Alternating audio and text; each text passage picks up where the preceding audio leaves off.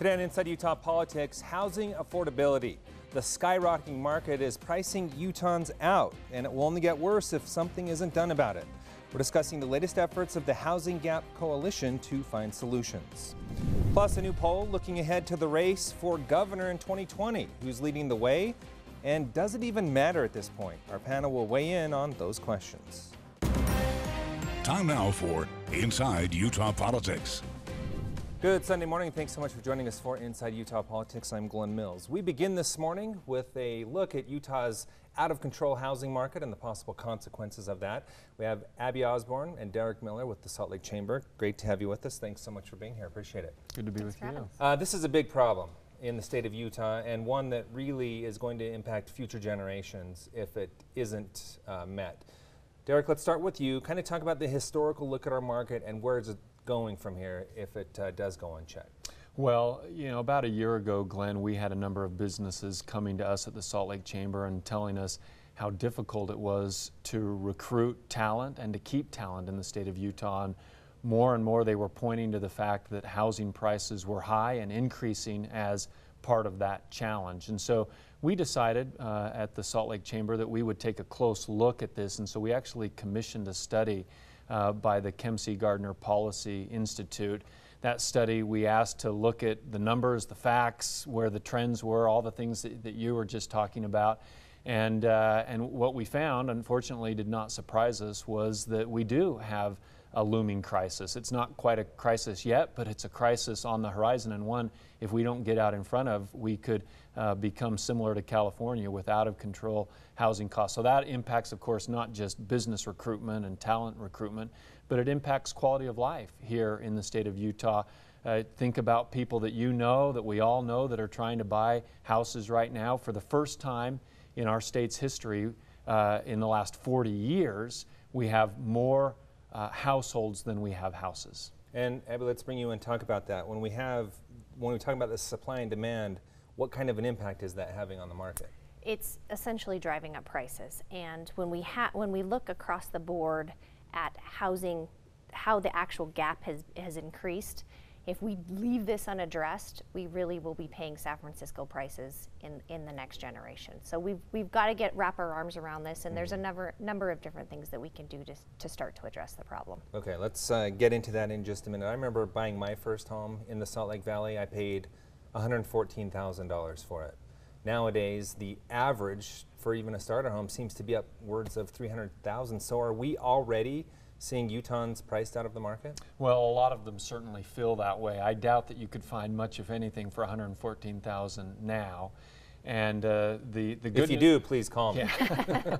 Well, I mean, that's sort of the challenge, right? Because some people can say, hey, great, my house is going up in value, and maybe I could sell and cash out. But the problem is, unless you're moving somewhere else, if you're staying in Utah, you're going to find those prices increasing. What we found at all levels across the board. So it's not just large homes that are going up, it's not just small homes that are going up. At every level, housing prices are getting out of control. Well, and rentals as well. Yeah, that's true because they kind of coincide.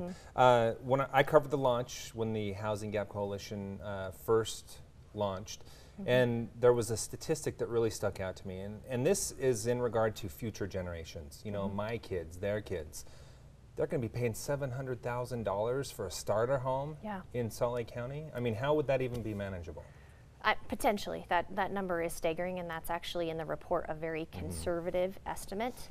And you know, we got an estimate today that you have to make today $84,000 a year to afford the median home in the valley right now. And that's not the median income here in the Salt Lake Valley. No, that is your salary, and it's well below the median income. And you know what we're really seeing is that we're the 4th fastest metro area in the nation as far as skyrocketing prices, behind Colorado and Montana and Idaho. And so some of our like-minded states, including Arizona, New Mexico, Nevada, are well behind us.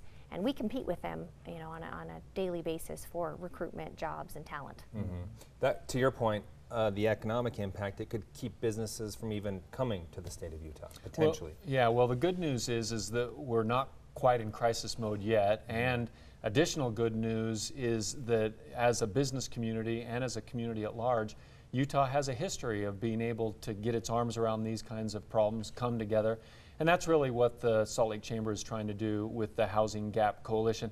The potential bad news, Glenn, for you is I hope you really like your kids, because if they do have to pay $700,000, right, they may be living in your basement for the rest of your Ooh, life. I was thinking maybe another state, but yeah, that's a possibility. I don't know as which well. one's worse, not having. Well, them that there. should motivate you anyway to try to be part of the solution. That's right. So this initiative from the Salt Lake Chamber, the Housing Gap Coalition, talk about the makeup of the coalition. Who's on it? So it's a broad-based group of businesses. Our two co-chairs are Steve Starks with Larry H. Miller Companies and Clint Betts with the Silicon Slopes initiative. So you can see it's broad-based, but it's also people that are in the actual community, that between advocates, the League of Cities and Towns, the counties. We call it the big tent.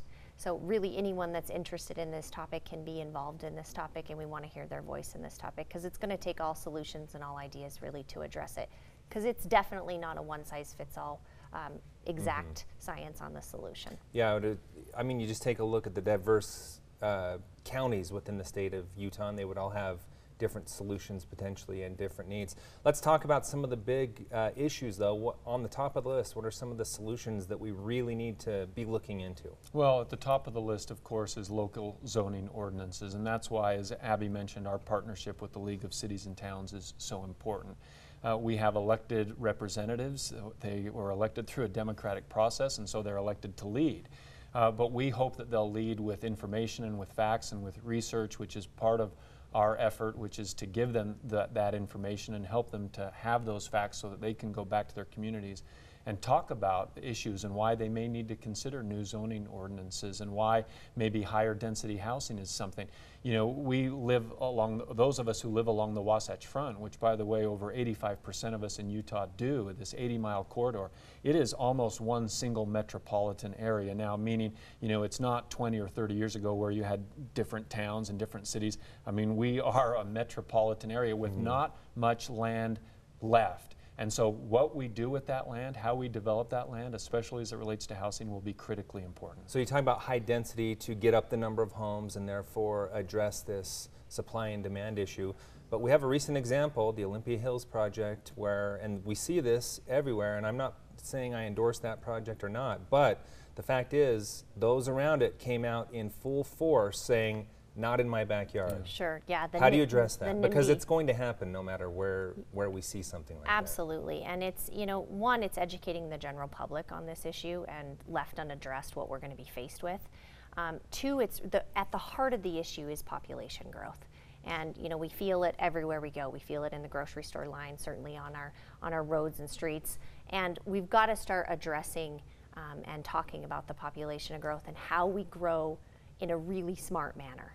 And it is going to take a combination of density. It is going to take a combination of smaller single-family lots, and just really having communities be acutely aware that we've got to start planning for the double of population that's going to hit the Wasatch Front in the next 20, 30 years.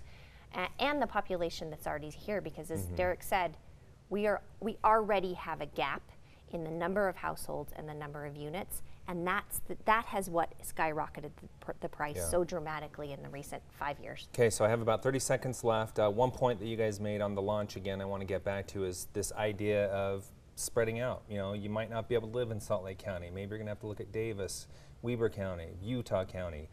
So that's another idea. But real quick, let's talk about an action plan. As the coalition, what are you going to do to make this happen across the state? Well, the action plan starts with working with those local communities, as I mentioned, and then it goes to? Yeah, we will actually be going to every local city council meeting in the Wasatch Front over the course of the next four months and having a discussion with them. We don't have all the answers. They're the boots on the ground and they're hearing from their local citizenry. But we have to get out to the local citizenry too and make sure that they're aware of this problem. All right. And to start addressing it together. It's something that impacts all of us. Just like you said, consider your kids living in the basement the rest of your life. That could be motivation alone. Appreciate it. We'll be watching this, a very impactful issue here in Utah. Appreciate your time. Thanks so much. Thanks. Still ahead, opponents of the Medical Cannabis Ballot Initiative dropped their lawsuit. Why make the move now, and what does it mean for November? Our panel will take it up. But first, honoring the men and women who make the sacrifice to serve our country. We're checking in with the Department of Veteran and Military Affairs right after the break. Stay with us.